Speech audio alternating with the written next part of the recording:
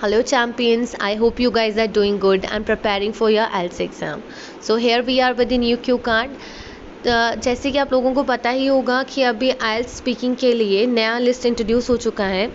So this list will be valid up to December only, यानी कि जो बच्चे सितंबर से दिसंबर तक एग्ज़ाम देंगे उन लोगों के लिए ये लिस्ट काफ़ी हेल्पफुल होने वाला है. तो इस लिस्ट का सबसे पहला क्यू कार्ड है talk about an English lesson that you enjoyed. तो इसमें ये 4 क्यूज़ होंगे.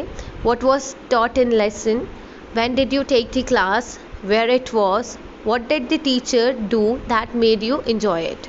सो सबसे पहले हम क्या डिस्कस करते हैं, introduction of the cue card. So in the introduction part I wrote, well, in this era of globalization, English becomes the most important mode of communication with rest of world. I had plethora of English lessons in my life, but here I am going to talk about a lesson which I found really interesting. तो अभी मैंने यहाँ पे बोला है कि इस era of globalisation में इंग्लिश बहुत इम्पॉर्टेंट पार्ट बन चुका है हमारे कम्युनिकेशन के लिए with rest of world. I had plethora of English lesson. मैंने लाइफ में नंबर ऑफ इंग्लिश लेसन्स लिए हैं. तो प्लेथोरा के भी सिनोनियम्स क्या क्या हो सकते हैं, myriad, along with that ample and numerous. तो उन्होंने बोला कि मैंने लाइफ में काफ़ी सारे इंग्लिश के लेसन्स लिए हैं, बट यहाँ पे मैं ऐसे इंग्लिश लेसन की बात करने जा रही हूँ जो कि काफ़ी इंटरेस्टिंग था. तो अभी हम इसमें क्यूज़ कवर करेंगे. So in that part I wrote, I vividly remember after giving my matriculation exams I was free at my home, so I try to make best use of my spare time. Therefore I enjoyed an English class which was stone throw away from my house. I went there with one of my friends. I gained huge knowledge about English language in this class, which includes grammar rules, pronunciation, important vocabulary and all that jazz. अभी इस part में हमारे 3 queues cover हो रहे हैं. So all these cues are. तो उन्होंने बोला मेरे को अच्छी तरह से याद है कि मेरे जब 10th के एग्ज़ाम्स ख़त्म हुए तो मैं कुछ दिनों के लिए घर पे फ्री थी. तो मैंने ट्राई करा कि मैं अपने फ्री टाइम का बेस्ट यूज़ करूं. इसलिए मैंने एक इंग्लिश क्लास को ज्वाइन कर लिया जो कि मेरे घर से थोड़ी ही दूर थी. Stone throw away from my house का क्या मतलब हुआ, थोड़ी ही दूर थी. तो यहाँ पे मैं अपने फ्रेंड के साथ गई.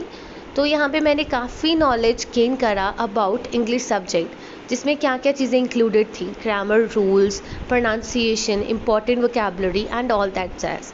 अभी ऑल दैट जैज़ का मतलब मैंने आपको पहले भी पिछली वीडियोस में भी बताया है. ऑल दैट जैज़ का मतलब क्या होता है, etcetera.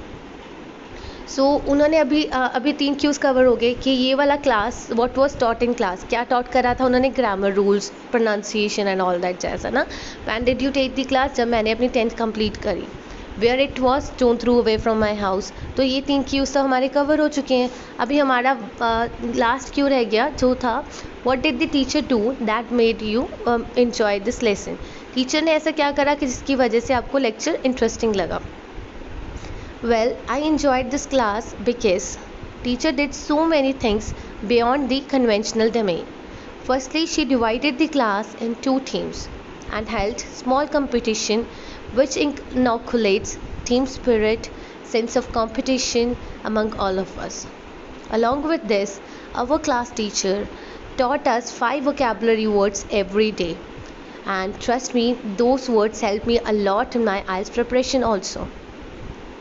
Every student gets chance of participation with the help of which so many students find their own voice. I never felt mundane in this class. In fact, our class teacher told us how we can learn English by watching English shows. Initially, I was skeptical about the idea, but I remained struck dumb after trying the same. So, to cut the long story short, this was an interesting and unforgettable English lesson.